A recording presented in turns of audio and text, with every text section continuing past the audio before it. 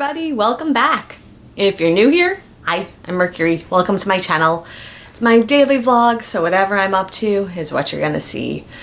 And today is another day of resting on the couch. My back is still recovering, so getting better slowly but surely, but another couch day. So, another book review. I also finished Stephen King's The Wastelands. Yes. This one I actually read in this form, like actual book form, and not on my Kindle. Part of why is that I have like a whole book list that I keep on Goodreads, and I kept trying to use the public library to check out a book, and every book on my book list had a hold. It was like all waitlisted. So I'm waitlisted for a whole bunch of books, but I didn't want to wait and not have anything to read, so went over to the bookshelf and I said, what book on this bookshelf have I not read yet? Because I do have a habit of doing that, buying the book and not getting to it and reading a different book. I don't know why I do that, but it's a thing. So I do have some books on my bookshelf that I have not actually gotten to yet. And this was one of them, but now it is complete. So I have read this. I usually read at least one Stephen King book every year, so I've done my quota for this year. I enjoyed the Dark Tower series. I did read like I don't know if it was an interview or I saw somewhere, so I don't know if this is totally true or not. But like I heard that like that the character that's like sort of the bad guy in the Dark Tower series is the same as the bad guy from The Eyes of the Dragon, and it's sort of like the same character turns up in multiple Stephen King stories. And I found that interesting because even if it's not true, I see the similarities in that character, and if it is true, it makes total sense. But then it makes me wonder how these stories are interrelated, because Eyes of the Dragon is hands down my favorite Stephen King book, but that's a tale for a different day. Today, we are doing The Wastelands. So, The Wastelands, I want to say, is sort of like two stories in one. It's the third part of the Gunslinger Dark Tower series. If you did not read part 1 and 2, they do sort of like a recap in the beginning, but it's not like an in-depth recap. It's enough that like, because time passed between when the second one was written and when this one was written, to sort of like refresh you and get you back up to speed. It's not designed for you to jump in without reading the first two. So that being said, you could do it, but there is a richness that would be lost if you were to do that. So I definitely would recommend reading part 1, The Gunslinger, and part 2, The Drawing of Three. I know that's, I don't know if irony is the right word, but like Drawing of Three is part 2, but it is. And then this is part 3, which is The Wastelands. And the way the story is designed, the first half of the book and the second half of the book, very, very different. I'm trying to think of how I can say this without spoiling it. I'm going to say the first half is before a reunion, and the second half is post-reunion, and things are very different post-reunion to pre-reunion. Regardless, it's a journey. The characters, you really learn a lot more of the backstory of Susanna and Eddie, which are two of the companions to the gunslinger, Roland. That backstory is like, you start to get that backstory in The Drawing of Three, but they go even deeper in it here. You also see relationships developing between the group. You see a level of care and protection between the group members in different ways, and what they are willing to sacrifice and do to keep each other safe and to keep moving forward. Yeah, it's a real adventure. It's a real adventure.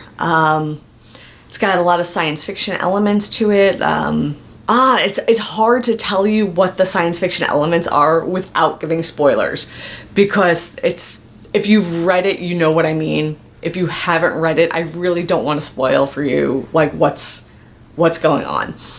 And it's weird because it's like, on one hand futuristic and one hand post-apocalyptic.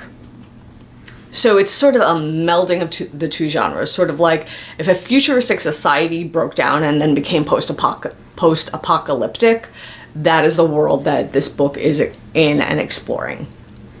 And with that comes science fiction elements. There, that's a good spoiler-free way of saying it. Yes! That actually describes it really, really well. So, and that's why it's called The Wastelands. It's the ruins left behind of a bygone era that used to be a thriving society. We don't know why. Even like after reading this book, we don't know why the society crumbled. We just know that it did. And I wonder if in the next book, and I think part 4 is Wizard and Glass, if I'm not mistaken. But I wonder if in the next book it explains a little bit more about how the wasteland became a wasteland, because that is actually not explained. We don't know how it got to be the way it is. So, yeah. But as always, I always enjoy Stephen King books, so I might be a little bit jaded in this because I've not read a Stephen King book that I did not enjoy. They're always engaging, they're always descriptive, I can always feel myself in the world that he's writing in. And I'm always able to jump right into that story from the beginning. There's not like this build up where I have to get acclimated and figure out what's up. Like, no, it's just like, we're in it, we're going, buckle up, buttercup, we're on our way. You're like, yeah, it's pretty amazing. And that's why I always go back to Stephen King. Like when I can't figure out what I want to read next, I'm going to pull a Stephen King book. And because he has such a massive library in his collection, there's plenty that I still haven't read yet. And, you know, and that's me saying I read a Stephen King book every year. For the past, I'd say like 5, maybe 8 years I've been doing this. So I'm like looking at my bookshelf like to see which ones I've read, but I did do a lot on the Kindle also. But I've also reread The Eyes of the Dragon a few times because, again, my favorite. But yeah. So the other thing that I enjoyed about the paper copy of the book that I don't know if the Kindle copy would also have is there are some pictures in the book of different scenes that happen. So it's interesting. It's sort of like, it's described so well that the pictures are almost like confirmation as opposed to a visual aid. When I'm reading it and when I'm visualizing, it's what those pictures look like. And it really was just like sealing a deal, right? Like the pictures, like Stephen King got it right. He got the descriptive so right that those pictures are like what was in my mind. So it's like this visual confirmation, and it's kind of a cool, I don't know, feature of the book is that has that, and that I'm able to go, yeah, I got that. That's where my mind went. Yep, cool. We're on the same page. So that was pretty interesting. And it's not through the whole book, you know, it's like, I don't know, maybe 10 pictures, something like that. But yeah, it's nice to have the confirmation that like your mind is, you know, visualizing the way the author intended it to be. So I appreciated that. So I did finish this, which means I had to start something new. I'm currently reading a book, I think it's called We Sold Our Souls, like the first half of like We Sold Our Souls to Rock and Roll, and the cover's like a guitar pick. So we'll get to that when I finish it. I'm about a third of the way through that one, but that will be the next book review to happen. But for now, this was good. This is good. I enjoyed it. If you've read it, let me know in the comments. Let me know what you think. If you haven't read it and you want to read it, let me know that too. And we could definitely have a dialogue around the books. I love reading. I love these stories. If you have any other books that are similar to Stephen King that you think I should check out, let me know about them in the comments. I always am looking for things to add to my book list. So with that, I'm done for now. I'll see everybody real soon. And until then, stay inspired by everyone. Take care.